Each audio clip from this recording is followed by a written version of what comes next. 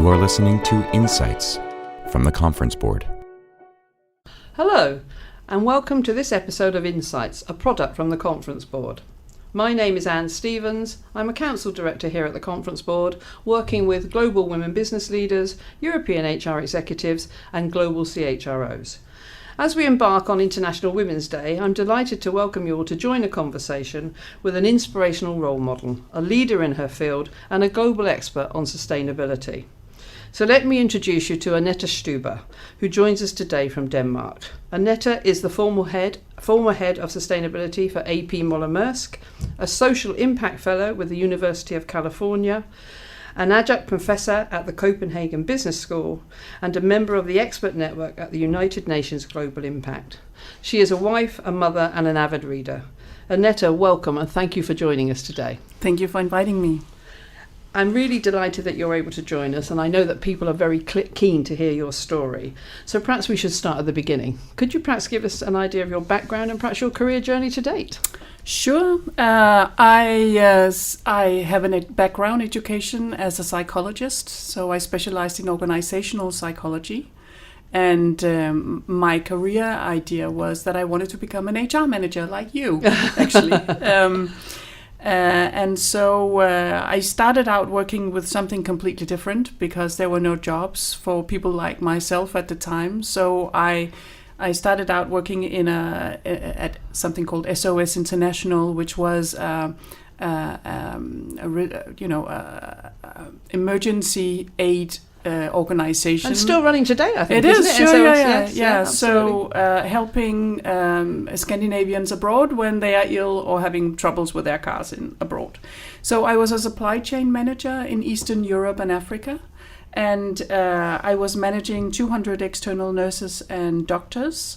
And I started psychological crisis intervention teams in Denmark and Sweden and Norway, which was just new at the time to have that kind of quick intervention when something serious happened to you.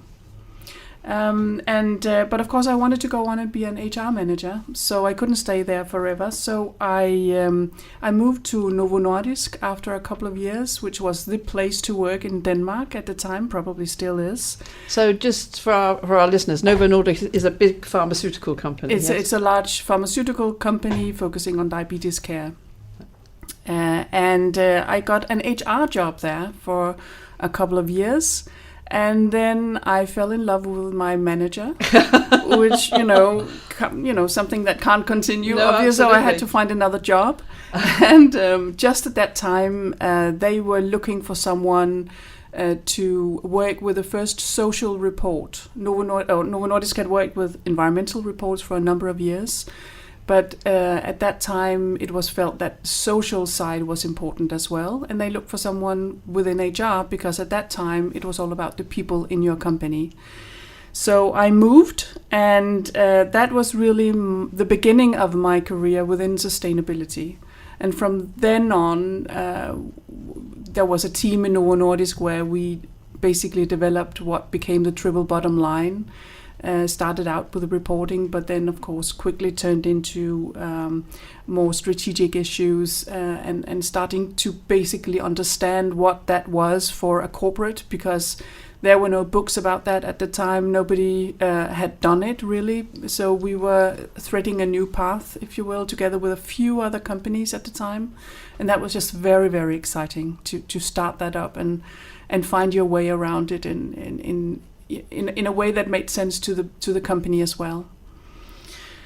And so I worked there for 11 years, and at that time, back in 2008, Maersk, a large transport and logistics company, found out that they wanted to embark on the sustainability journey as well. And so they asked me to come and start it up in Maersk, and I worked there for 11 years. Starting out by standing on the shoulders of other companies who have done this before, obviously, but then quickly turning it to, you can say, a new leadership position for Maersk in terms of accelerating all the positive impacts that a company also has. So working a lot with enabling trade, so working with, for instance, using the company muscle, as it were, to help small and medium-sized companies in developing countries move into international markets and removing barriers. So thinking really at a much larger scale. If you imagine coming from the closed within our own four walls personnel perspective and moving into the world, as it were, to see how can we help the world develop while still making a good business out of that for the company. And just listening to you speak, actually, it occurs to me that during your time in the sustainability field, you must have seen a huge amount of change. I mean, you've talked about starting very small, early days, just looking at it from one dimension, and now, of course, sustainability is a key focus for virtually, or probably every organisation that I work with, and every organisation in the world. Yeah. And there are expectations around organisations in terms of sustainability. But one of the things that occurs to me, and we haven't talked about this before, so I'm sorry if I'm putting you on the spot here, is that must mean a change of mindset and leadership skills and attributes, I'm suspecting, in terms of the approach around sustainability. I mean, can you just talk a little bit about the changes you've seen from a sort of leadership and a business perspective in that respect? Yeah, so very much in the beginning it was about order in own house, so making sure that we had the right, it was all about responsibility, doing the right thing as a company, as a responsible company with good values, like Novo Nordisk has, like Maersk has. So it was more, you can say, an expression of the values in a different way.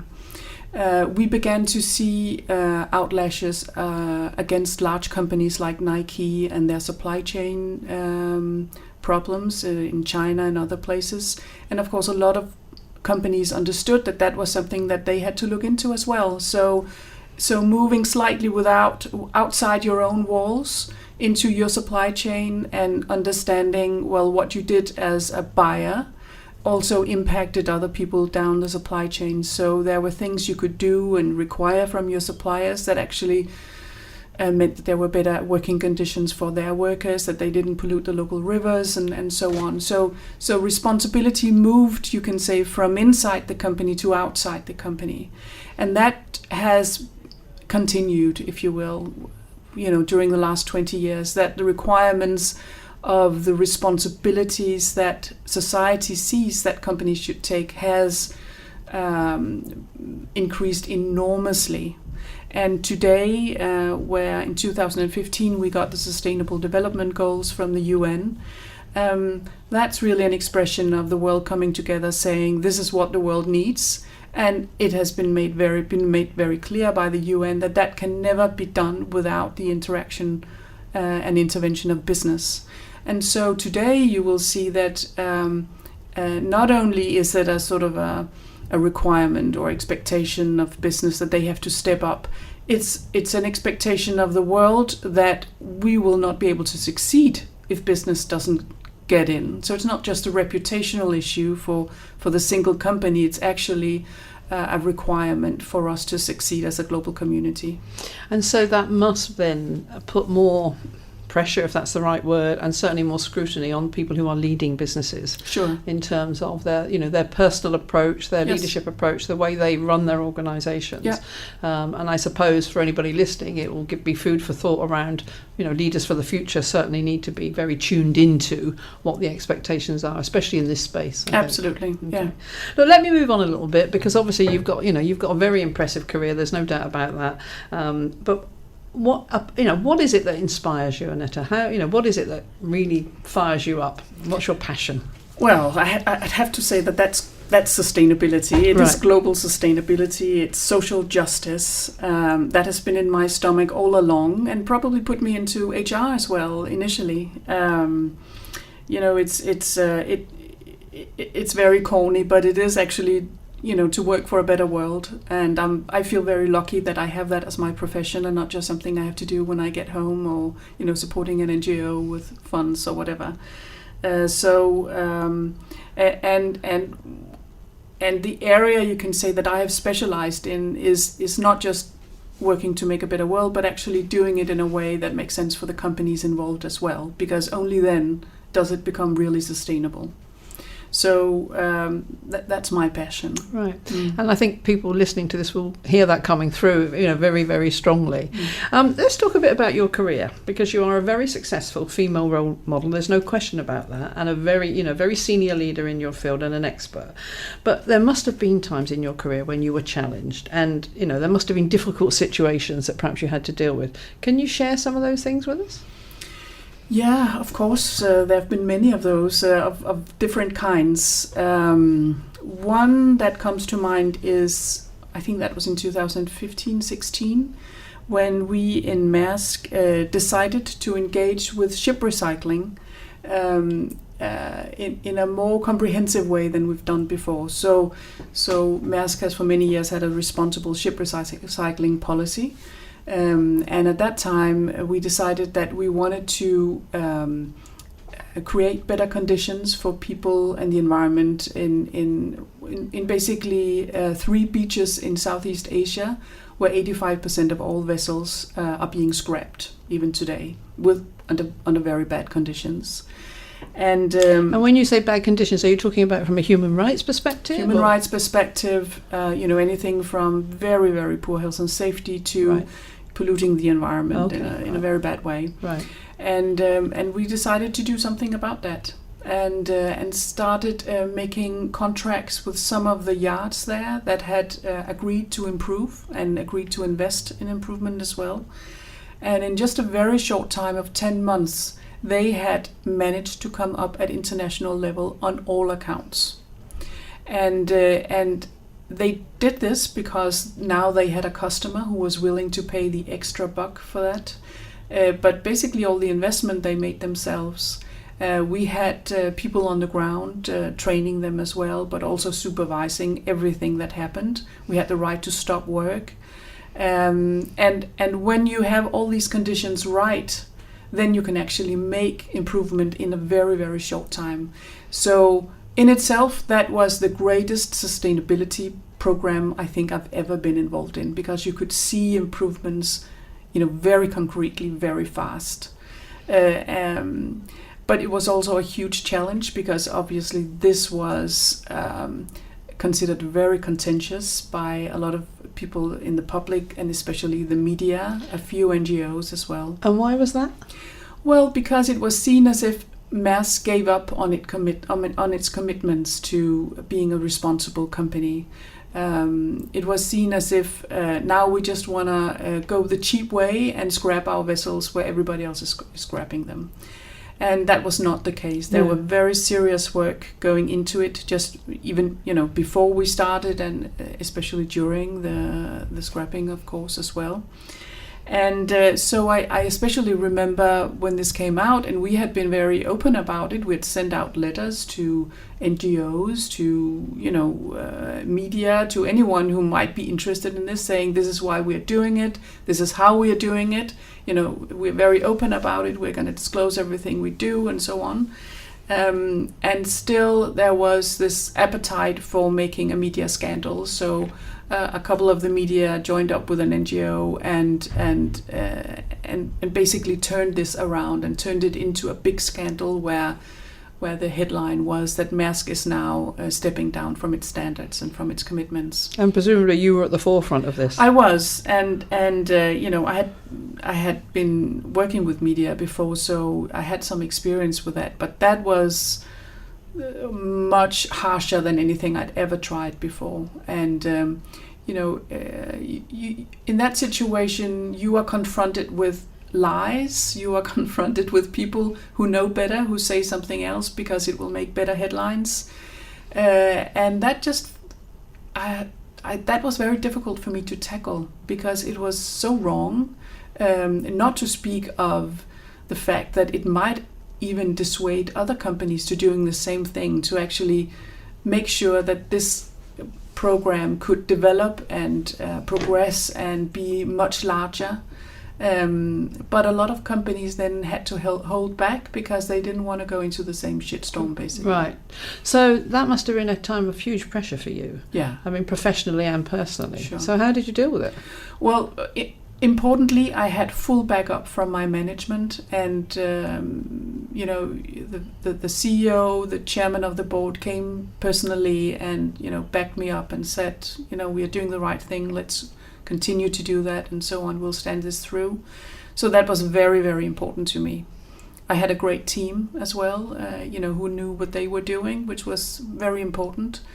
And then, of course, a family that backed me up at home when I just had to go home and get some relief there, because it was almost 24/7 for 3 weeks. So it was a very tough time. That sounds very tough, but it sounds like you came through it pretty successfully. There was a lot of learning. Yeah, so the lessons there are quite significant, aren't absolutely.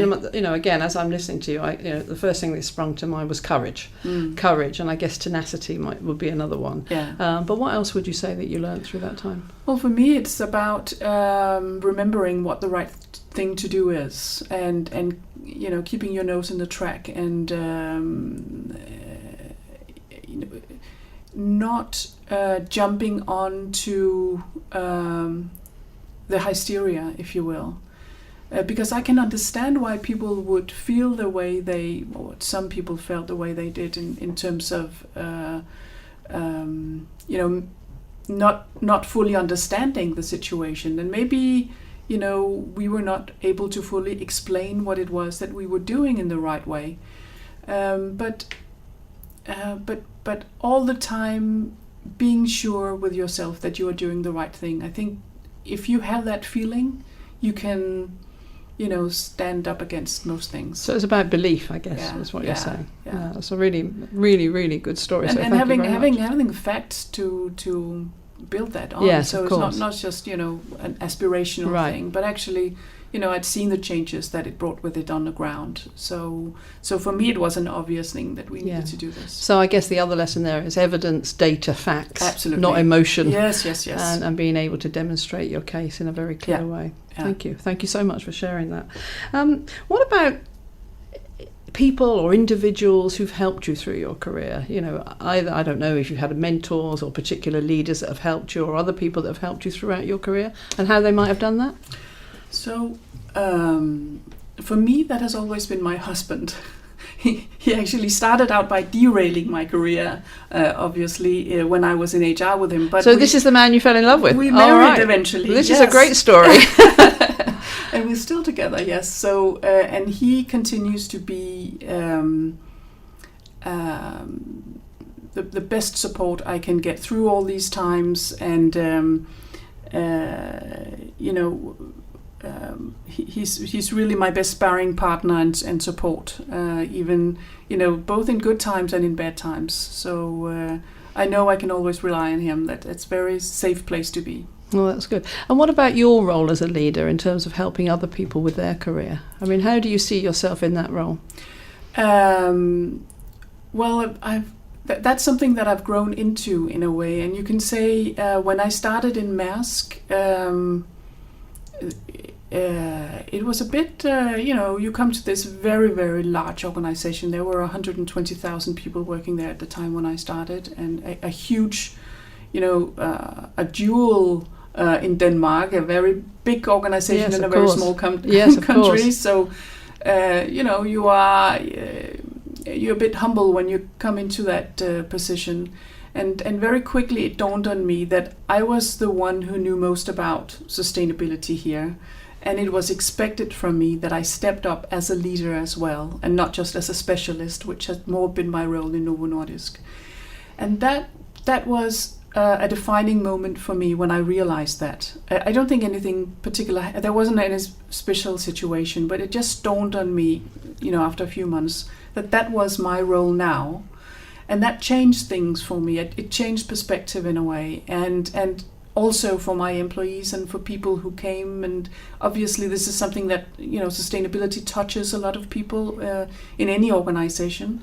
And for my own people in my own team, once I got there, it became clear that I was not fully, but partly responsible for what happened to them as well. And I played a major role there.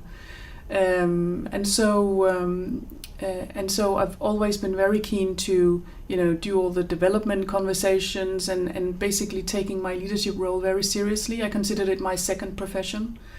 And I like it very much. I actually like being a leader very much. And it's a very interesting switch from being a technical expert to a significant leader of people. It's a very different role, I think, and not a switch that everybody makes easily, to be fair. But it sounds like you found a natural place in terms of your skills and attributes. Yeah. Yes, very much. That's really good. And I should also say, and I hope I have been doing the same thing for my own people, but I should also say that there's been a lot of my bosses through the times that have, had the confidence in me, so that I could develop as well. So it's a lot about empowerment, giving people challenging tasks, and relying on them to solve these, and then of course supporting when something is not going the right way. I think that's an important point, isn't it? I think, and I've said this on many occasions to many other people, that actually a leadership role is quite easy. All the time you're doing good things, positive things, rewarding people, recognising people, giving pay rises, giving awards. The other side of leadership, of course, is when you're in tough times and you have to take tough decisions and have difficult conversations with people. Sure. And and my perspective on that, and I don't know how you feel, is that it's those things that make you a real leader. You can only really be a true leader when if you've worked on both sides of that equation, in my view. But clearly you've managed to succeed in both. Well, I hope so. You may have to ask my people about that. But, I've enjoyed it at least. That's good. So, look, what keeps you awake at night, Annette? I mean, we've talked about sustainability, but what is it that you not so much worry about, but what's on your mind in terms of things that concern you? I would have to say that it's not being a good enough mother for my son. That's. And does that come from being a full-time successful executive? So. Yeah, I think so. It's related to managing time between work and private life, traveling, which is obviously part of the job. I know I'm not alone with that problem. A lot of women have that, and you always want to do the very, very best for your child. And can you do that when you're so much away? Is somehow the question that at night when you are not rational keeps ringing around. At least that's how it's been for me. I also have friends who are very successful in their careers and have more challenging careers that I've had, who don't feel that. Who are more sort of in balance with themselves around these things. And they're not bad mothers in a way. So it's just, but I've never been able to manage that. Now my son is almost 18 and he seems to be a very healthy and balanced young man. So maybe I should relax a bit on that point. But that has kept me awake a lot of nights. And I can relate to that because I was always, like you, a full-time executive with 2 children growing up. And I think what happens, of course, is you end up spreading yourself very thin. You try to be all things to all people. And I think it's a very common theme. It shouldn't be the case. And I think today organisations are recognising that a bit more, that there's a lot more flexibility, a lot more balance in the workplace now than there certainly was when my children were growing up. But I do think it's still something that generally women, sometimes fathers too, do struggle with, because there is still a mindset out there that you can't do everything well. And I guess it's going to be a constant challenge for people like you, like me, and for others coming behind us in terms of how you balance that. I hope that there will be more recognition of the need to open up the workplace a bit more with more flexibility, and I think it's coming. I've seen a switch in the time that I've been looking at these things, but there's still much more to do, I think. But I've been lucky to be in workplaces with a lot of flexibility actually. But you still have to be there a lot of hours. You have to work a lot. Of course. You can't just sit half the time. At least not in the position that I've had at home. You also have to be a leader for your people, and you have to go in meetings and meet people and travel, of course, and so on. And in your role in particular, an external role as well, the face of the organisation. So of course you need to do that in person too. So, but it's an interesting perspective. People looking in from the outside would not perceive that of you. They would see you as a highly successful, hugely efficient and effective leader. interesting that we've all got these inner challenges. Yes. So thank you. And I guess a related question, or maybe not a related question, anything you'd like to change about the world? There must be lots. There are lots of things I want to change about the world. Listening to you speak. Yeah. So I think most importantly, climate change is the biggest issue that we have in the world today. And I think we have to realize around climate change that the world or the globe will cope, but our society, the way we want to live, our economies will not cope if this just goes the way that is projected right now, and if we don't manage to stop it in time. So that distinction is quite important. It's our lives, it's our children's lives that will change in ways that we don't want them to if we don't manage to deal with this challenge. So that's obviously the first one I want to change, and I'm working every day to do my bit about. And then there's another thing that has always been with me, which is when people's rights or their human rights are not respected. I think it's it's a matter of dignity, as Kofi Annan said, and I think it's not just a matter of dignity for the people involved or concerned. It's also a matter of dignity for the people who are violating their rights. And I just feel very strongly about that. At this kind of social justice, the inequality that we see is growing in many ways. That's something that we as a society, I think we have to deal with that, because otherwise we may end up making very wrong decisions, and because people will obviously react to this rightfully. And I guess coming back to our previous conversation, business also has a big role in yes, that, absolutely, to affect those changes. Yeah, absolutely. And then the last thing I would mention is corruption, which is also linked to social justice, yes, and it undermines societies, and it undermines the societies that we want. It's entirely unfair, that you can buy your way into something that you're not entitled to. And it impacts the upholding of human rights as well. And without going into specifics, I'm assuming that in your role, and probably still today, that you've actually seen that in operation, the corruption, and the corrupt practices. Yes, it has been everywhere. But there I've seen a very interesting movement within business as well over the last 20 years, because I actually started out working with business ethics, as we called it in Novo Nordisk, back in the 2002-3, and the notion there was, well, this is something that everybody's doing, we have to do it, and so on, and slowly changing that. And today you wouldn't have that conversation.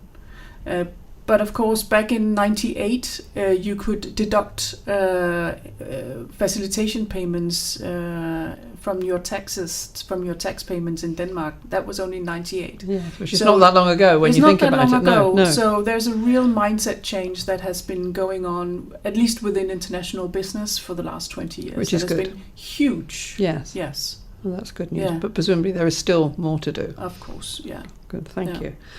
So look, let me change tack. So looking back on your career and all the things you've learned, and I'm sure there are many, if you were advising some of the emerging leaders today, in fact people that may be listening to our discussion today, irrespective of gender, what are the pieces of advice, perhaps 2 or 3 pieces of advice that you might give them? I think, I have great hopes for the future generations now. We see an enormous engagement on sustainability, or the well-being of the world among young people today, especially climate change, of course. I think it's important for all leaders, at all levels, basically today, that when they make decisions, that they take an outside-in view. So they put themselves outside the business and think. And it's a simple exercise, put yourself outside the business and think, what does this look like from society side? What does this look like from this particular stakeholder side? If you put yourself in that person's shoe, how would this decision affect you, and what would that do to you? And what you did to us as your business, as a buyer, as a customer, as a citizen in society. And I think that will inform decisions much better and create better outcomes both for society and for companies if we all manage to do that in a more comprehensive way than we do today. And it's actually quite a simple exercise. Yes, but it is a change of mindset, Yes. I think, around leadership. It is. It's about that curiosity and looking much further afield than your own particular specialist area or the area or the industry area. Yes, it's looking outside the box that you are supposed to fill out, but actually stepping outside to see what are the consequences of my decisions, of my actions now. Right. Any other pieces of advice? Well, I think the thing that has been most important to me, guiding me, has been to keep an eye on the ball, and if there was something that I knew would be the right thing to do, then continuing down that track. I may be derailed from time to time for good reasons and bad reasons, but still knowing what the right thing to do is and pursuing that. And I think that's part of preserving your integrity and your passion as well. And if we lose that, then we will lose all our energy, basically. And I think then we will see ourselves in a place where we are disempowered, both in terms of the big things happening in society, but also about our own lives. Yeah. So it goes much further than just fulfilling a role. It's actually fulfilling your life. And sometimes, especially as an emerging leader, that's quite hard, isn't it? Because you're influenced by people around you, people above you, and I guess the message you're giving there is believe in what you're doing, stay focused, and even if you do get sidetracked, maintain the path towards what you believe is right. It doesn't mean that you have to be rigid in your approach. No. Absolutely not. No, right. But be clear on what is important to you, and even if you are, because of, there could be cost saving exercises or, other business priorities or, something happening in your private life or whatever. But as long as you stay, clear on what it is that is important, then you can use that as a guiding light. Okay. I don't want to take us down a rabbit hole, but that opens up a whole new conversation around purpose, which unfortunately we don't have time for today, but I'd love to have a conversation with you about that sometime. So, you've recently finished at AP Moller Maersk. You've got lots of other things going on, your board memberships, you're an expert, you're advising governments, you've done lots of work. What's next for you? Well, I think with this, there's been over the last 20 years, but especially the last 20 years, there's been an increasing rise in the interest of sustainability and corporate sustainability, and especially related to climate change. Right. And I think that we will see an increased request for sustainability professionals in boards as well. And so I'm very happy to just have been nominated to the board of Fortum, a Finnish energy company. I'm looking very much forward to to trying out what to see what that means and what does that mean in terms of corporate sustainability as well, not being in an operating role.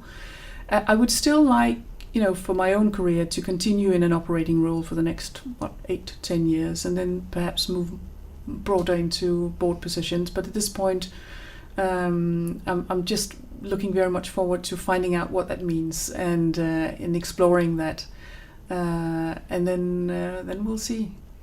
Well, I can't help thinking, given the amount of expertise you've got, your experience and your whole mindset, that you won't have any problems at all deciding what that path looks like. I don't need to tell you, Annette, that's been a fantastic conversation today. And in fact, I feel like we could go on, and I would love to talk to you more. Unfortunately, we are a bit constrained. But look, I think people will be very keen to learn more about your work, and I'm sure people will be keen to get in touch with you, or at least learn more about you. So how could they do that? Well, I think the easiest thing is probably to go to LinkedIn and look up my profile there and get connect if there's any interest. So Annette Stube on LinkedIn would be the way to approach it. Look, Annette, thank you so much. I've really genuinely enjoyed our conversation. It's been Thank you, Anne. fantastic. Me too. You're an inspirational role model. You're a very successful female leader and in an amazing field. Sustainability is so important to everybody in every organisation. So thank you very much again for joining us today. Thank you very much. Thank you. And thank you to everybody who's listened in today. Thank you for joining this episode of Insights. If you've enjoyed it, please do sign up for our full series or even our broader podcast programme, which you can find on our website, which is www.tcb.org/podcasts. Thank you to everybody for listening, and goodbye. This has been Insights from the Conference Board.